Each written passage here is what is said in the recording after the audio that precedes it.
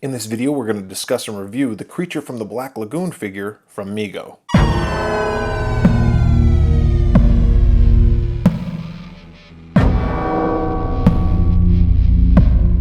Welcome to the Swearwolves Horror Podcast YouTube channel. I'm Brett. If you're a returning subscriber, I just want to thank you for coming back. If you're new to this channel, I want to thank you for stopping by. Please consider clicking both that subscribe button as well as that notification bell below.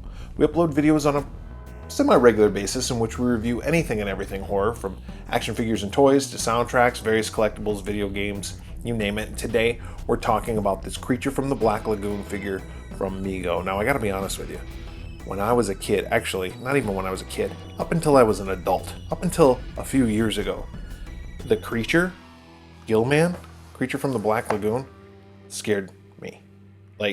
Scared me. The underwater shots when he's swimming and he's like right below people, and it's like it just creeped me out growing up.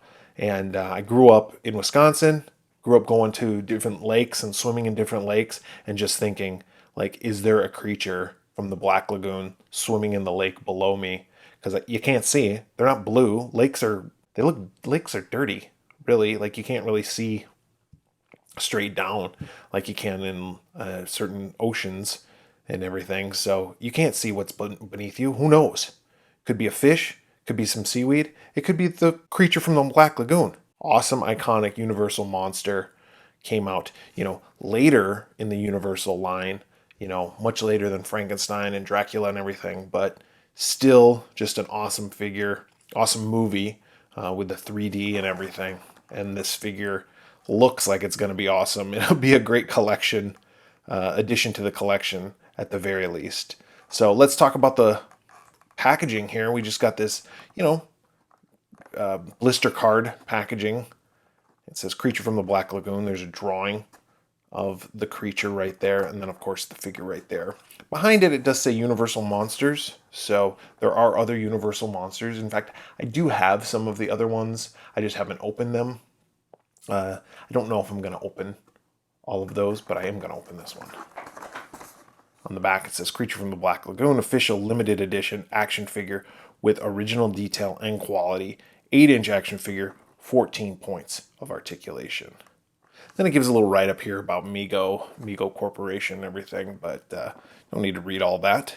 It's an awesome image from the movie here of the creature. I don't know why they used an image here from the movie, and then here they just used a drawing. That's kind of interesting, but whatever.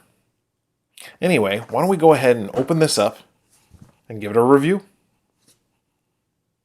All right, got the figure opened up, and two things. I said it before, I'll say it again, that I love about Mego. Number one, when you open the packaging, the figure just comes out. It's so easy to open. There's not a bunch of twist ties and everything like that. The other thing that I love about Mego, right out of the package, they stand. No problems whatsoever. I can bump this table. This figure is going nowhere. So kudos to Mego for that. Let's go ahead and talk about the articulation. They always say that there's 14 points of articulation in these figures. Sometimes I can find them all, sometimes I can't. Let's see. We do got some movement in the head, back and forth, like that. We got some movement here in the torso and the waist, I guess. Turning. Does bend forward. His legs go out, ball socket. He's got the knee. And his feet, or flippers at the bottom, go up and down. It's like twists. Arms got the ball joint, elbows, and his hand flippers twist in and out as well. So I don't know, 14? Sure. That's 14, I guess. There's a lot. Listen, are you going to be sitting here playing with it? Counting all the points of articulation? Maybe. I don't know. I don't know what you do with your figures. Let's go ahead and talk about the detail on this. So first things first. The first thing you'll notice here, it's very charming. This figure is very charming to me. And the reason is because you got this plastic head and collar. What do they call this? Chest, but there's something like when you get a mask, sometimes masks will have that extra chest piece. I think there's a name for it, and I can't think of it right off the top of my head. But anyway, you have the plastic, and then this is all cloth down to the hands, which are plastic. At least the arms are green, right? And then this is all cloth going down to the flippers at the bottom, which are plastic. So it's just kind of, like I said, very charming, very endearing, very 1960s/70s look to it, which is what Mego is, Mego's a throwback to those figures. Well, they made the figures, but these figures are a throwback to those figures that were popular back in the 60s and 70s. Detail-wise, we got the creature's head. I mean, that's a face only a mother could love. But pretty good detail. I mean, not 100% accurate or anything. I mean, it's as good a detail as you're going to get from a Mego figure probably, but different gills and everything that he has right there, and then of course that fish mouth and those eyes, those creepy eyes. His chest here, it's got some raised detail on there to give it kind of a scaly feel to it, a texture, if you will, on the back side as well. Of course, this is all Velcroed on, so we'll talk about that in a second. His hands also have some texture to them on the inside.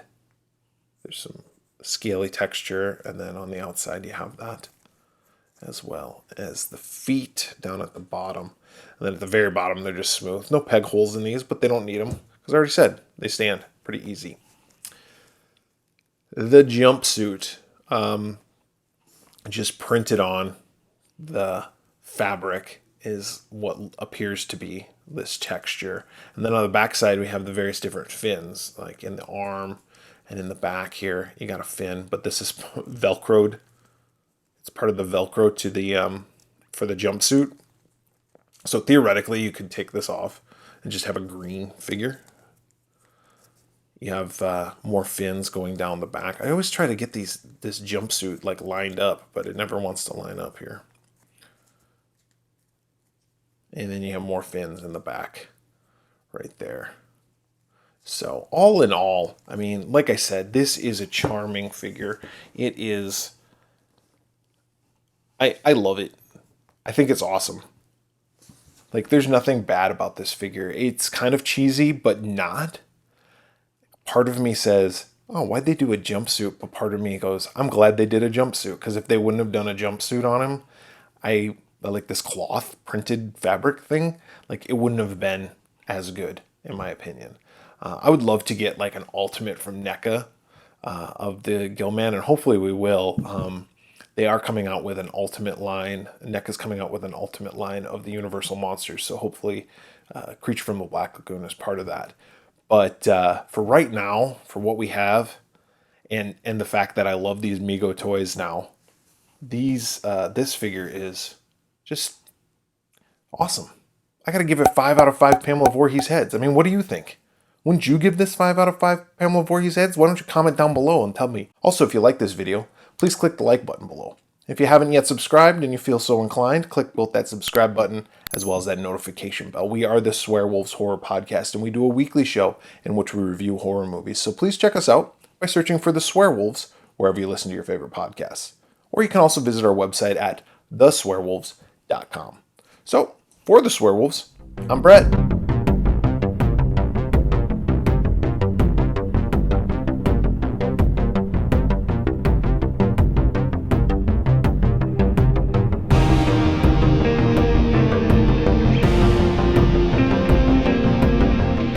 Hi, this is Brett with the Swearwolves, and when I'm not editing videos or creating content for YouTube, I just sit here and wait. And wait. If you like the video that you just saw, go ahead and click that button right there.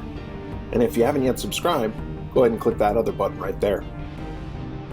I'll wait.